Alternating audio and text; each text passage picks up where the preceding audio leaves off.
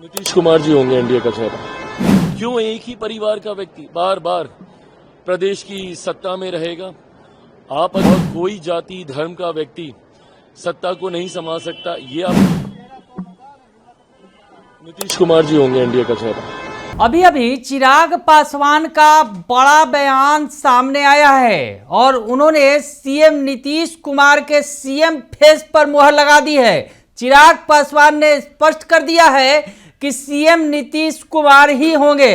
वहीं दूसरी तरफ चिराग पासवान ने तेजस्वी यादव के सीएम फेस पर बड़ा सवाल भी खड़ा कर दिया है। नमस्कार, दर्श न्यूज देख रहे हैं आप, मैं हूं अनुराग। बड़ी खबर निकलकर सामने आ रही है। इस वक्त की सबसे बड़ी खबर है, छठ का महापर्व चल रहा है और इस बीच लोकतंत्र का महापर्व, चुनाव भी परवान पर है, जो विधानसभा चुनाव है, लोकतंत्र का महापर्व है। और इस बीच चिराग पासवान का बड़ा बयान सामने आ गया है। सीएम नीतीश कुमार के सीएम फेस पर जो सस्पेंस बना हुआ था, उस सस्पेंस पर से पर्दा चिराग पासवान ने हटा दिया है।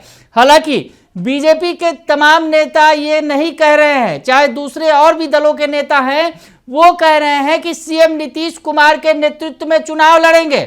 पिछले दिनों जिस तरह से अमित शाह ने बड़ा बयान दिया था और कहा था कि सीएम चुनने का अधिकार मुझे नहीं है, विधायक दल के नेता बैठेंगे, जीत कर आएंगे तो वही सीएम फेस का चुनाव करेंगे, तो ऐसे में सियासत तेज हो गई थी। चिराग पासवान उस वक्त हाँ में हाँ मिलाते दिखे थे। जीतन राम मांझी भी घुमा फिरा कर कह रहे थे कि सीएम फेस उन्हें नहीं बनाया गया है, लेकिन उनके हिसाब से उन्हें सीएम फेस होना चाहिए। तो ये बातें तमाम नेता कहते नजर आ रहे थे, लेकिन अब चिराग पासवान का बड़ा बयान सामने आया है और चिराग पासवान ने सीएम नीतीश कुमार के चेहरे पर मुहर लगा दी है। अपनी पार्टी की तरफ से, अपनी पार्टी के सुप्रीमो है चिराग पासवान, और उन्होंने बड़ी बात कह दी है। क्या कुछ कह रहे हैं चिराग पासवान, सुन लीजिए आप। 15 साल दिए थे बिहार ने आपको। 15 साल में जिस तरीके से आपने, आपके परिवार ने, आपकी सरकार ने, आपके दल ने बिहार को बर्बाद करने का काम किया, यही कारण है कि वो दिन है और आज का दिन है। कभी बिहार ने आपको नहीं चुना, आपको सरकार बनाने के लिए। हाँ, अब आप किसी जुगाड़ से आप समर्थन लेकर अगर आप सरकार बना दें, वो एक अलग बात है। बीच में जब आपको मौका मिला, बट बहरहाल बिहार की जनता ने कभी आपको दोबारा मौका देने का कार्य नहीं किया। 2020 में भी जब ये कहते हैं कि भैया हम सबसे बड़ी पार्टी और इतने विधायक, और ये कारण उसका सिंपल सा रहा था कि उस वक्त एनडीए यूनाइटेड नहीं था। उस वक्त हम लोग अलग अलग चुनाव लड़ रहे थे, जिसका परिणाम हुआ कि इसका लाभ आपको मिल गया। पर आज जब एनडीए पूरी तरीके से यूनाइटेड है और महागठबंधन पूरी तरीके से डिवाइडेड है, तो यकीनन इस बार का रिजल्ट एनडीए के पक्ष में ऐतिहासिक रहेगा। आप 20 महीने का आप जिक्र कर रहे हैं, मुझे नहीं लगता कि बिहार की जनता अब आपको कभी 20 मिनट का भी मौका देगी, क्योंकि वो जानते हैं कि अगर गलती से भी आप लोग वापस सत्ता में आए, जिस तरीके से राजद महागठबंधन का एक इतिहास रहा है, लूटमार, अपहरण, डकैती, जिस तरीके से हुड़दंग मचाना, जिस तरीके से लोगों को परेशान करना, बिहार की जनता कभी आपको दोबारा मौका नहीं देगी। और इस चुनाव में तो खैर सोचने की भी जरूरत नहीं है। जिस तरीके से एनडीए एकजुटता के साथ पूरी मजबूती से आगे बढ़ रहा है, इस बार ऑल टाइम हाई के साथ हम लोग सरकार बनाएंगे। इस बार हमारी सरकार बनती है तो वो बिल को कूड़ेदान में फाड़ के देंगे। हाँ, वो बिल को कूड़ेदान में फाड़ के देंगे। भाई, अगर आपको इतनी ही चिंता है मुसलमानों की, तो पहले तो आप जानिए वफ्त के बारे में, पढ़िए कि क्या उसमें संशोधन किए गए हैं। दिक्कत ये है ना कि ये लोग समाज के कुछ ठेकेदारों के लिए कार्य करने का काम करते हैं, जबकि मेरी सरकार ने हमेशा प्रयास किया है कि हर वर्ग के जो गरीब लोग हैं उनको कैसे उनका हक अधिकार मिले। वक्फ संशोधन को भी अगर ये पढ़ेंगे तो उनको समझ में आएगा कि ये एब्सोल्युटली प्रो पुअर मुसलमान है, गरीब मुसलमानों के हक में किए गए संशोधन है। बट इनको इन सब बातों से फर्क ही नहीं पड़ता। क्यों? क्योंकि इन्होंने मुसलमानों को एक वोट बैंक से ज्यादा कभी और कुछ नहीं समझा।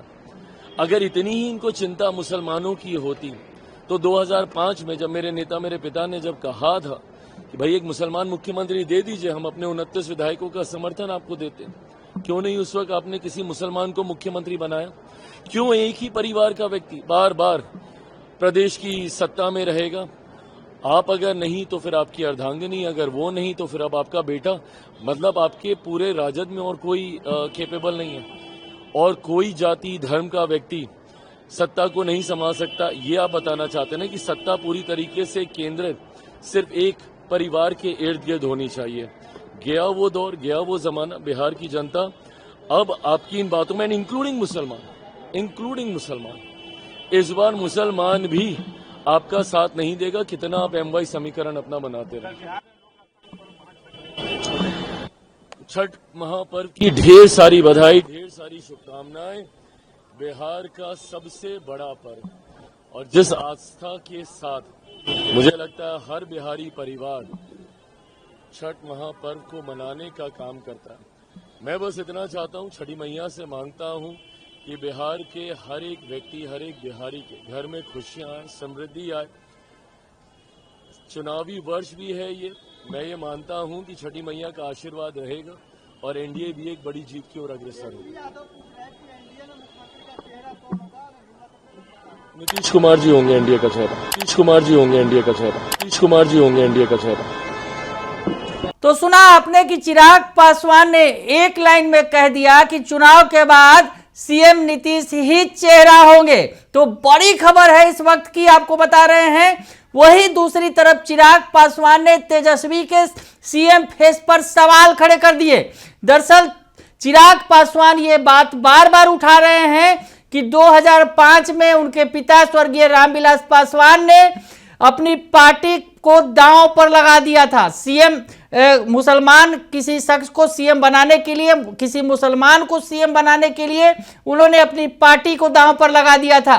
तो ऐसे में उस वक्त भी लालू यादव ने इनकार कर दिया था, और अब 2025 में भी डिप्टी सीएम का ऐलान कर दिया गया है, सीएम फेस का ऐलान कर दिया गया है। लेकिन मुस्लिम सीएम जो कोर वोट बैंक हैं, आरजेडी के माने जाते हैं, माई समीकरण के बूते जीतते हैं, लेकिन वो किसी मुसलमान को सीएम बनाने को तैयार, डिप्टी सीएम बनाने को तैयार नहीं है। तो ऐसे में चिराग पासवान ने सवाल खड़े कर दिए हैं तेजस्वी यादव के सीएम फेस पर। बने रहिए 10 न्यूज के साथ, तमाम खबरों से आपको अपडेट रखेंगे। फिलहाल के लिए इतना ही, धन्यवाद।